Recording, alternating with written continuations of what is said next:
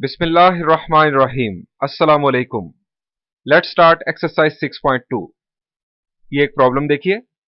A man deposits in a bank ₹10 in the first month, ₹15 in the second month, ₹20 in the third month and so on.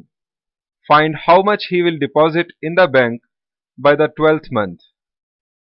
एक शख्स किसी bank में account खोलता है। First month वो ₹10 जमा करवाता है, सेकंड मंथ वो ₹15 जमा करवाता है, थर्ड मंथ ₹20 और इसी पैटर्न पर वो हर माह रुपए जमा करवाता चला जाता है। आप बताइए कि वो 12th मंथ में कितने रुपए जमा करवाएगा। जी, क्या करेंगे, किस तरह से अप्रोच करेंगे आप इस प्रॉब्लम के सॉल्यूशन को? कुछ बात समझ आती है? First month ₹10, second month ₹15, third month ₹20 and so on following this same pattern। जी यकीनन आप एक सीक्वेंस बनाएंगे कुछ इस तरह से 10, 15, 20, 25। इस सीक्वेंस की first term 10, second term 15, third term 20, fourth term 25 और आप इस तरह से चलते चले जाएंगे। और 12th मंथ में वो कितने रुपए जमा करवाएगा ये आपको कैसे मिलेगा? जी यकीनन आप 12th टर्म फाइंड आउट करेंगे इस सीक्वेंस की।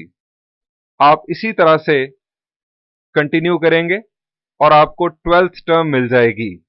आपको मालूम हो जाएगा कि वो 12th मंथ में कितने रुपए जमा करवाएगा। लेकिन अगर मैं आपसे कहूं कि वो 100th मंथ में कितने पैसे जमा करवाएगा तो फिर क्या करेंगे? क्या इसी तरह से इस सीक्वेंस को कंटिन्यू करेंगे? मेरा क्या भरोसा, मैं 200th मंथ कह दूं तो क्या ये सही तरीकेकार होगा? क्या ये डंकी वर्क करेंगे आप समझ गए हैं। This is not the way. आपको इस सीक्वेंस को समझना होगा कि ये है क्या और इसकी जनरल टर्म या जनरेटर फाइंड आउट करना होगा। उस जनरेटर की मदद से आप किसी क्वेश्चन का आंसर भी दे सकेंगे। 150th मंथ में कितने रुपए जमा करवाएगा, 70th मंथ में कितने रुपए जमा करवाएगा, 500th मंथ में कितने रुपए जमा करवाएगा। फिर जो कोई पूछेगा हम बताएंगे, कोई प्रॉब्लम नहीं। हमें रिक्वायर्ड है इस सीक्वेंस का जनरेटर, इस सीक्वेंस का जनरल टर्म, इस सीक्वेंस का nth टर्म, जहां पर हम n की वैल्यू पुट करें और हमें आंसर मिल जाए। हमें समझना है इस सीक्वेंस को। अब जरा गौर करें इस सीक्वेंस पर कि इस सीक्वेंस में क्या खास बात है। 10 के बाद 15, 15 के बाद 20, 20 के बाद 25। क्या हो रहा है इस सीक्वेंस में? जी बिल्कुल आप सही सोच रहे हैं, यहां पर सेम नंबर ऐड हो रहा है। सो ऐसा सीक्वेंस जहां पर सेम नंबर ऐड हो रहा हो अरिथमेटिक सीक्वेंस कहलाता है। A sequence made by adding the same value each time is called arithmetic sequence और अरिथमेटिक प्रोग्रेशन। इस बात को एक और तरह से भी समझा जा सकता है। आप कोई सी दो कंसेक्टिव टर्म्स के दरमियान जरा देखें डिफरेंस क्या है। 25 और 20 में डिफरेंस 5 का, 20 और 15 में डिफरेंस भी 5 का है, 15 और 10 में डिफरेंस भी 5 का है। सो हम ये भी कह सकते हैं कि एक ऐसा सीक्वेंस जिसकी कोई सी दो कंसेक्टिव टर्म्स के दरमियान जो डिफरेंस हो वो कांस्टेंट रहे, पूरे सीक्वेंस में कांस्टेंट रहे, उसे हम अरिथमेटिक सीक्वेंस या अरिथमेटिक प्रोग्रेशन कहते हैं। सो इस तरह से भी इस सीक्वेंस को डिफाइन किया जा सकता है। अ सीक्वेंस, आप जानते हैं हम किसी सीक्वेंस को इस तरह से डिनोट करते हैं, इज एन अरिथमेटिक सीक्वेंस और arithmetic progression shortly a dot p if an minus an minus 1। ये क्या है? an माइनस वन, जी an यानी nth टर्म और an minus one nth term से पिछली टर्म। हम ये कह सकते हैं अगली टर्म माइनस पिछली टर्म, आसान अल्फाज में। हम ये भी कह सकते हैं दो कंसेक्टिव टर्म्स का difference is the same number for all n belongs to set of natural numbers and n greater than 1। आप यहां पर n को रिप्लेस करें 2 से, आपको हासिल होगा a2 माइनस a1। यहां पर यह है a2, यह है a1। a2 माइनस a1 क्या है जी, इट इज 5। आप n को रिप्लेस करें 3 से तो आपको मिलेगा a3 माइनस a2। यहां पर अगर आप रिप्लेस करेंगे n को 3 से, a3 माइनस a2। अब a3 माइनस a2 भी 5 है, आप n को रिप्लेस करें 4 से, a4 minus a3। a4 minus a3 भी 5 है। यानी पूरे सीक्वेंस में दो कंसेक्टिव टर्म्स का डिफरेंस सेम नंबर है, फिक्स नंबर है। डिफरेंस जो है वो पूरे के पूरे सीक्वेंस में कॉमन है, एक ही डिफरेंस चला जा रहा है। The difference of two consecutive terms of an AP is called the common difference and is usually denoted by D। आइए बात को जरा आगे बढ़ाते हैं।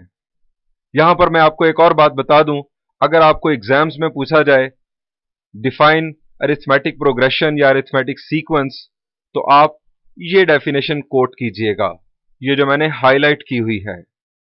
This is text book definition, आपके एग्जाम्स के लिए ये ज्यादा बेहतर होगी। जो डेफिनेशन ऊपर लिखी गई, this is very good, this is very simple, this is conceptual, लेकिन हमारा पाकिस्तानी एजुकेशन सिस्टम मांगता है टेक्स्ट बुक की डेफिनेशन, सो आप इस हाईलाइटेड डेफिनेशन को फॉलो कीजिएगा। आइए अब तक होने वाली सारी डिस्कशन को समराइज करते हैं। जनरल फॉर्म ऑफ एपी, हम किसी अरिथमेटिक प्रोग्रेशन को इस तरह से जनरल फॉर्म में लिख सकते हैं। a1 में अगर हम कॉमन डिफरेंस d ऐड करें तो हमें हासिल होगी सेकंड टर्म a2। अगर हम इस सेकंड टर्म में कॉमन डिफरेंस ऐड करें तो हमें हासिल होगी a3, यानी a1 प्लस 2d। अगर हम इस a3 में थर्ड टर्म में कॉमन डिफरेंस d ऐड करें, हमें हासिल होगी fourth term, that is a1 plus 3d। इसी तरह से next term a1 plus 4d, this is a5, this was a4। इस तरह से चलते चले जाएं तो हमें nth टर्म हासिल होगी, that will be a1 plus n minus 1 into d and so on so fourth.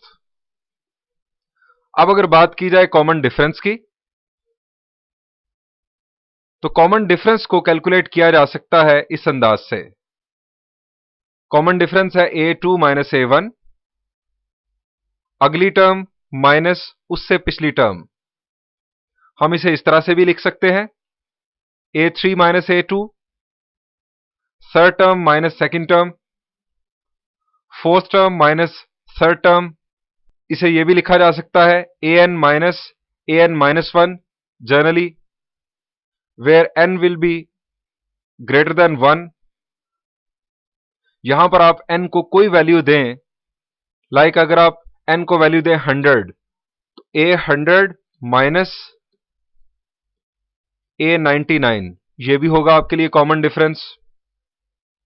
यानी दो कंसेक्टिव टर्म्स का डिफरेंस, जिसमें फर्स्ट टर्म जो होगी that will be next term minus previous term.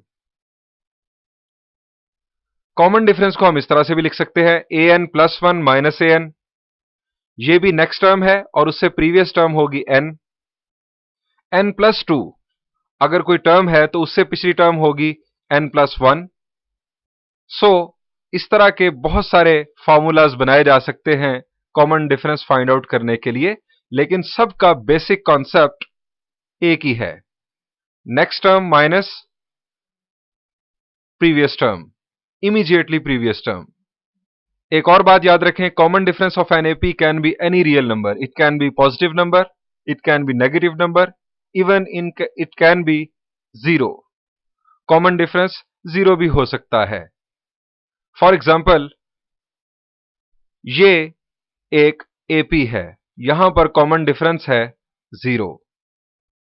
आइए अब एक एग्जाम्पल सॉल्व करते हैं और उस एग्जाम्पल को सॉल्व करने के बाद एक्सरसाइज की जानिब बढ़ते हैं।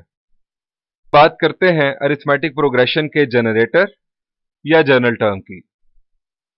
हमने अभी देखा कि दो कंसेक्टिव टर्म्स के दरमियान जो डिफरेंस है हम उसे कॉमन डिफरेंस कहते हैं और इसे स्मॉल डी से डिनोट किया जाता है। an माइनस वन यानी दो कंसेक्टिव टर्म्स का डिफरेंस। इनफैक्ट कंसेक्टिव टर्म्स ये इस तरह से हैं कि an जो है वो नेक्स्ट टर्म है और an माइनस वन उससे पिछली टर्म है। हम अगर यहां से an की वैल्यू फाइंड आउट करें तो वो होगी an minus one plus D. अब हम n को डिफरेंट वैल्यूज देंगे कुछ इस तरह से। पहले हम n को 2 पुट करेंगे, फिर 3, फिर 4। हमने n को 2 पुट किया, जहन में रहे कि हम सारा काम इसको बेस बनाकर करेंगे। जब हमने n को 2 पुट किया, we have a2 is equal to a1 plus d, यानी सेकेंड टर्म अरिथमेटिक सीक्वेंस की आएगी अगर हम फर्स्ट टर्म में कॉमन डिफरेंस ऐड कर दें। अगर हम n को रिप्लेस करें 3 से तो हमें हासिल होगा a3 is equal to a2 plus d.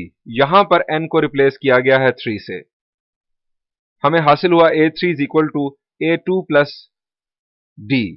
यानी अगर हम सेकेंड टर्म में कॉमन डिफरेंस ऐड कर दें तो हमें हासिल होगी थर्ड टर्म। अब a2 की वैल्यू हमारे पास पहले आ चुकी है, that is a1 plus D. अगर हम यहां पर a2 को इससे रिप्लेस कर दें a1 प्लस डी से तो हमें in terms of a1 and d a3 की वैल्यू हासिल होगी a1 प्लस 2d। नेक्स्ट अगर हम n को रिप्लेस कर दें 4 से यहां पर तो हमें हासिल होगा a4 is equal to a3 plus d. यानी थर्ड टर्म में अगर कॉमन डिफरेंस ऐड किया जाए तो फोर्थ टर्म हासिल होगी। अब a3 की वैल्यू हमारे पास पहले आ चुकी है, that is a1 plus 2d।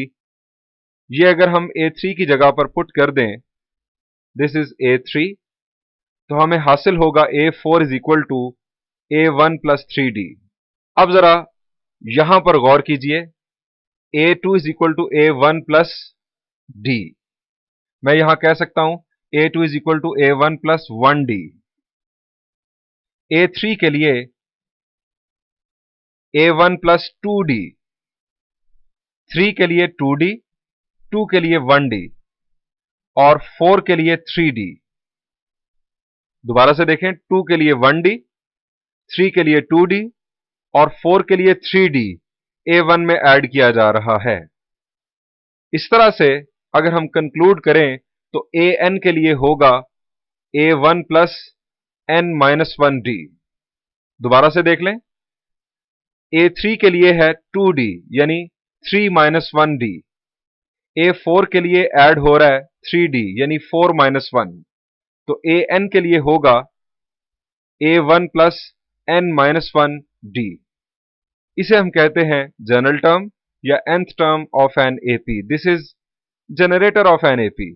अगर आपके पास फर्स्ट टर्म कॉमन डिफरेंस मालूम हो आपको तो आप कोई भी टर्म फाइंड आउट कर सकते हैं उस खास अरिथमेटिक सीक्वेंस की।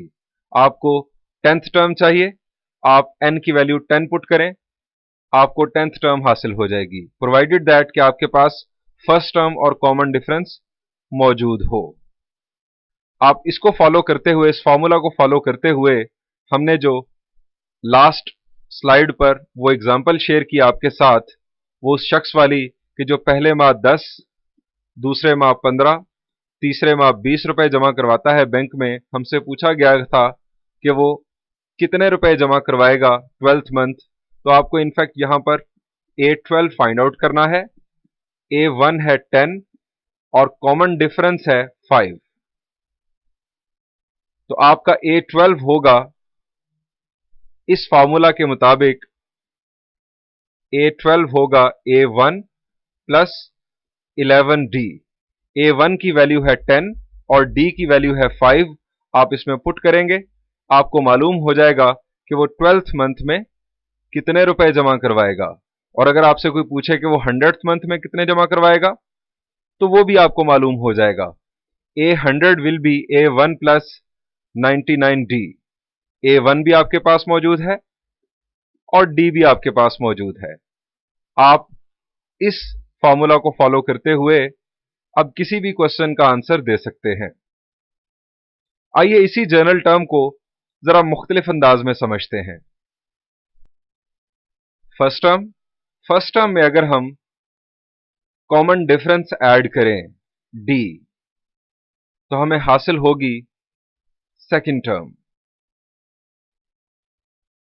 अब सेकंड टर्म में यानी A1 प्लस D,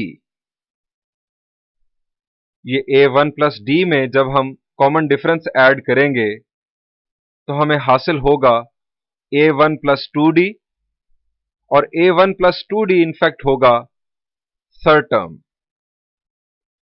अब A1 प्लस 2D, ये है A1 प्लस 2D। आप जरा कलर कोडिंग को देखिए। A1 प्लस 2D, यहां पर मैंने अंडरलाइन किया A1 प्लस 2D। इसमें अगर कॉमन डिफरेंस ऐड किया जाए तो हमें हासिल होगा A1 plus 3D, this will be A4। Pattern को आप देखते जाएं, हर दफा एक D ऐड किया जा रहा है और आपको नेक्स्ट टर्म हासिल हो जाती है। जैसे ही आप D ऐड करते हैं आपको नेक्स्ट टर्म हासिल होती है। आप A1 प्लस 3D में, this is A1 plus 3D green colour में, आप जब इसमें D ऐड करेंगे तो आपको हासिल होगा A1 प्लस 4D, और ये इनफैक्ट होगा A5। आपने A4 में D ऐड किया है तो आपको A5 हासिल हो गया। अब आप A1 प्लस 4D में D ऐड करेंगे तो आपको हासिल होगा A1 plus 5D, this will be in fact A6। इस तरह से नेक्स्ट टर्म्स आपको मिलती चली जाएंगी। अगर आप इस सिलसिले को इस तरह से कंटिन्यू रखें, चलते चले जाएं, तो हमें nth टर्म हासिल होगी। अब इस पैटर्न को जरा समझें। A2 के लिए A1 प्लस D, A3 के लिए A1 प्लस 2D, 4 के लिए A1 प्लस 3D, 5 के लिए A1 प्लस 4D, A6 के लिए A1 प्लस 5D यानी 6 माइनस 1D, और A7 के लिए A1 प्लस 6D यानी 7 माइनस 1D। तो Anth के लिए होगा, क्या होगा जी, Anth के लिए होगा A1 plus n minus 1D। This is general term of arithmetic progression. आइए एक इंटरेस्टिंग प्रॉब्लम देखते हैं। A three-sided polygon has sum of interior angles of 180 degrees। आप जानते हैं। A four-sided polygon has sum of interior angles of 360 degrees। ये भी आप जानते हैं।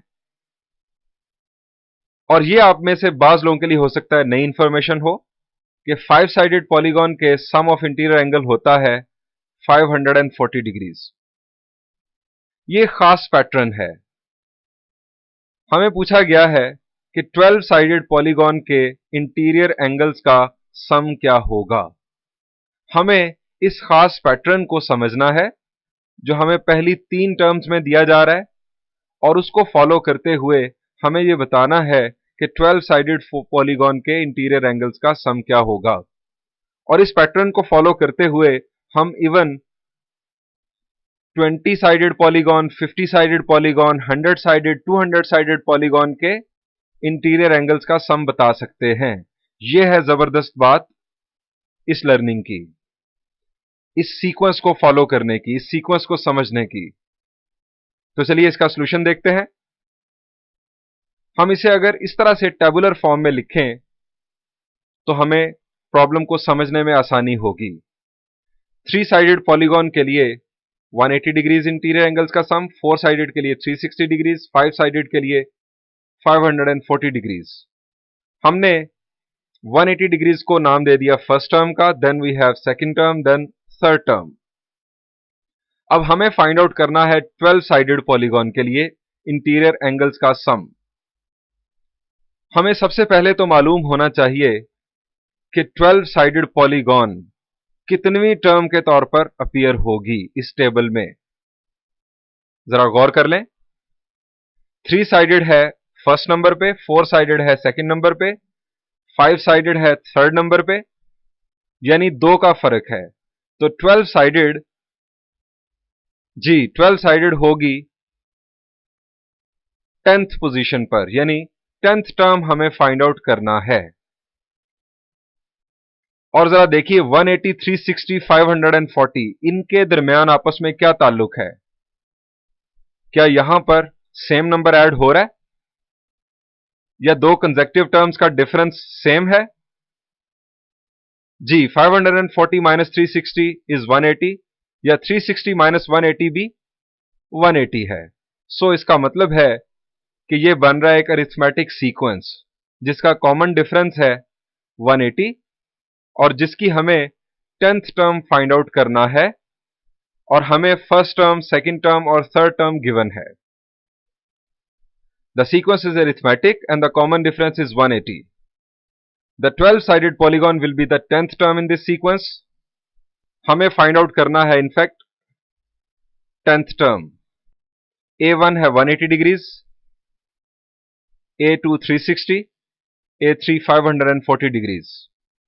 कॉमन डिफरेंस का हमारा फॉर्मूला 2 कंसेक्टिव टर्म्स के दरमियान difference an minus an minus 1, 360 degrees minus 180 degrees. आप 540 डिग्रीज माइनस 360 डिग्रीज भी कर सकते हैं। हमें कॉमन डिफरेंस मिला 180 डिग्रीज।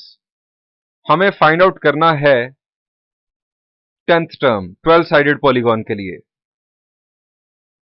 10th टर्म होगा according to nth term a10 is equal to a1 plus 9d। हमारा फॉर्मूला है an is equal to a1 plus n minus 1d, a1 plus n minus 1 into d. उसके लिहाज से a10 है a1 plus 9d। यहां पर values put की गई, हमें हासिल हुआ 10th टर्म, और उसका मतलब है कि angle sum of 12 sided polygon will be 1800 degrees. आप इसी फॉर्मूला को फॉलो करते हुए, a1 और कॉमन डिफरेंस को फॉलो करते हुए, आप किसी भी पॉलीगॉन के लिए इंटीरियर एंगल्स का सम कैलकुलेट कर सकते हैं। आइए अब बढ़ते हैं एक्सरसाइज की जानिब।